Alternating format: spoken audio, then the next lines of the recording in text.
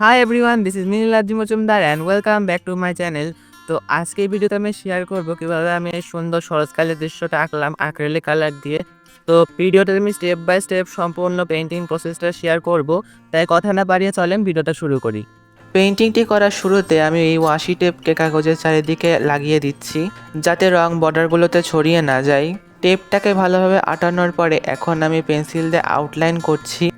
এই পেইন্টিংটাতে আমি দূরে ছোট ছোট গাছপালা রেখেছি, উপরে ঘন মেঘ রেখেছি এবং নীল রঙের আকাশ। তার নিচে রেখেছি নদী আর দুই ধারে কাশফুল। নদীতে আমি একটা পালতোলা নৌকাও রেখেছি।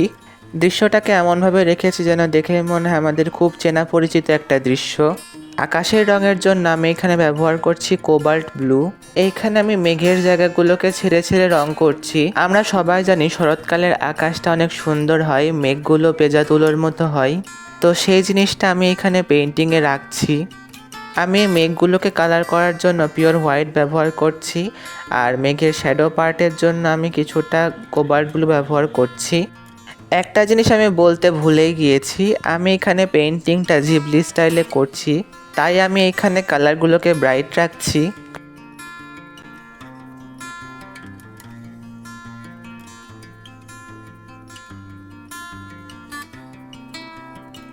আমি এই পেছনের মেঘটা আঁকার জন্য হালকা প্রুশিয়ান ব্লু ব্যবহার করেছি। এইখানে আমি কালারের ভেরিয়েশন রাখছি যাতে মেঘগুলোকে আলাদাভাবে বোঝা যায়।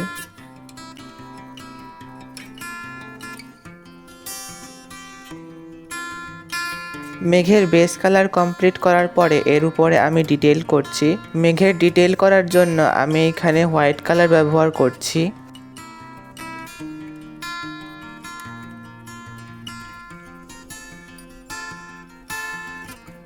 এখানে আমার মেঘ আঁকা কমপ্লিট। এখন আমি দূরের গাছপালা এবং ঝোপঝাড়গুলোকে রং করছি।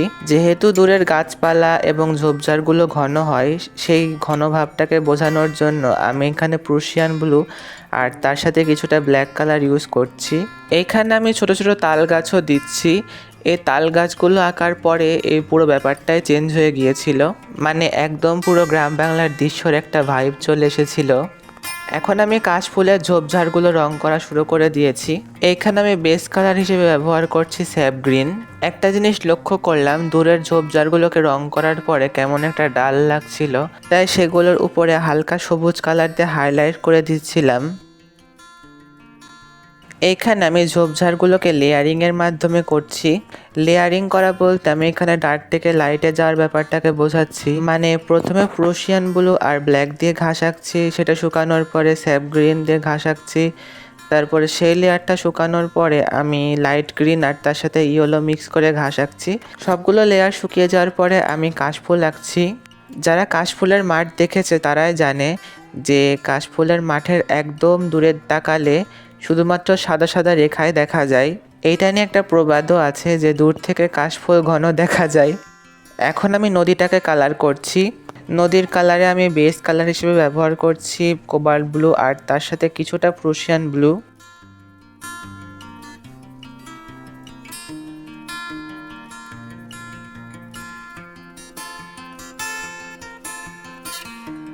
নদীর বেস কালারটা অ্যাপ্লাই করার পরে আমি এখন কাশফুলের নিচে রিফ্লেকশনটা আঁকছি। তার জন্য আমি এখানে কিছুটা ব্লু, ব্ল্যাক আর তার সাথে স্যাপ গ্রিন ইউজ করছি। একদম দূরে যে ঝোপঝাড় এবং গাছপালাগুলো ছিল ওইগুলোতে আর একটু হাইলাইটের প্রয়োজন ছিল, তার জন্য আমি এখানে স্যাপ গ্রিনের সাথে কিছুটা ইয়েলো মিক্স করে ব্যবহার করছি, ছোট ছোট ডিটেইল করছি। আপনারা হয়তো ভাবতে পারেন যে ভিডিওটা আমি টাইম ল্যাপস দিয়ে কেন শ্যুট করেছি।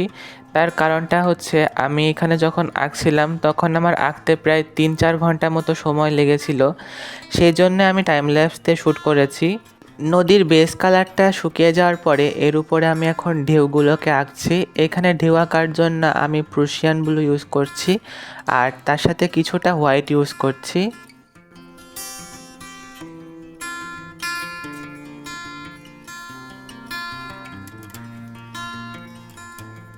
নদীর ঢেউ আঁকা একটু কষ্টকর ব্যাপার, আমি এখানে একটু সময় নিয়ে কাজটা করেছি। এইখানে আমি ব্রাশটাকে হালকা চেপে চেপে ব্যবহার করছিলাম যাতে ঢেউটাকে আরেকটু সুন্দরভাবে ফুটিয়ে তোলা যায়।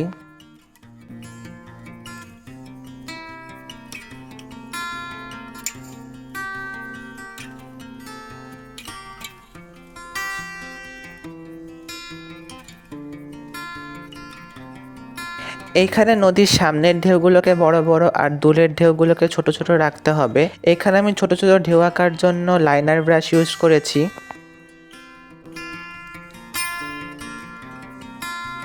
এইখানে আমার নদী আঁকা কমপ্লিট। এখন আমি সামনের দিকের কাশফুলগুলোকে আঁকবো।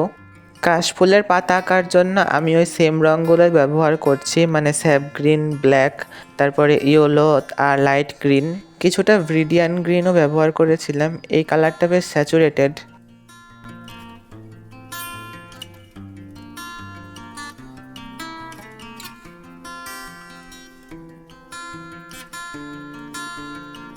ঘাসগুলোর হাইলাইট করার জন্য আমি এখানে ইয়েলো আর স্যাপ গ্রিন মিক্স করে ব্যবহার করছি।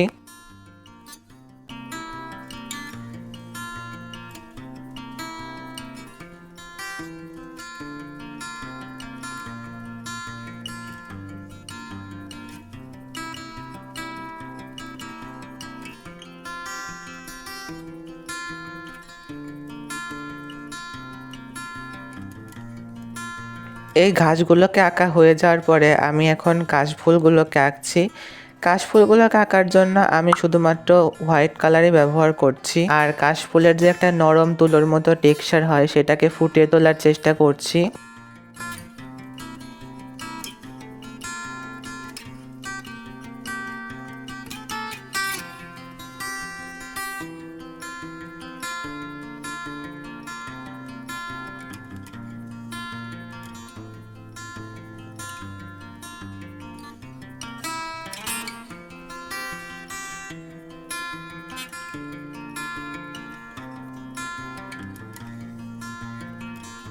কাশফুলগুলোকে আঁকা হয়ে গিয়েছে, এখন আমি নৌকাটাকে আঁকবো। নৌকাটা আঁকার জন্য আমি একদম ব্ল্যাক কালার ইউজ করেছি। ব্ল্যাক কালার দিয়ে আমি নৌকা এবং নৌকার মাঝিকে আঁকছি। নৌকার পাল আঁকার জন্য আমি এইখানে ব্যবহার করছি স্কারলেট লেক আর তার সাথে কিছুটা ক্রিমজন আর হালকা একটু বার্নসিয়ানা। এইখানে আমি ব্রাশের সাহায্যে সমস্ত এবড়ো থেবড়ো জায়গাগুলোকে স্মুথ করে দিচ্ছি।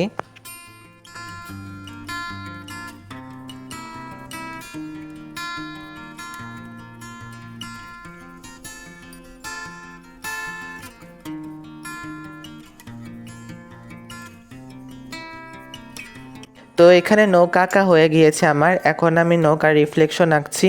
নৌকার রিফ্লেকশন আঁকার জন্য আমি এখানে প্রুশিয়ান ব্লু ব্যবহার করছি আর কিছুটা স্কারলেট লেক ব্যবহার করছি। পেন্টিংটা হয়ে যাওয়ার পরে আমি এখন এর উপরে দুইটা পাখি এঁকে দিচ্ছি ছোট ছোট। পাখি না থাকায় কিছুটা ফাঁকা ফাঁকা লাগছিল, এখন জিনিসটা বেশ সুন্দর লাগছে দেখতে। আর এইটা হলো পেন্টিংটার ফাইনাল রেজাল্ট। কেমন লাগলো আজকের পেন্টিংটা অবশ্যই কমেন্ট করে জানাবেন, আর ভালো লাগলে অবশ্যই এটা লাইক করে দিবেন। আর যারা যারা আমার চ্যানেলে নতুন তারা অবশ্যই চ্যানেলটাকে সাবস্ক্রাইব করে রাখবেন। দেখা হবে পরের ভিডিওতে, ভালো থাকবেন সবাই।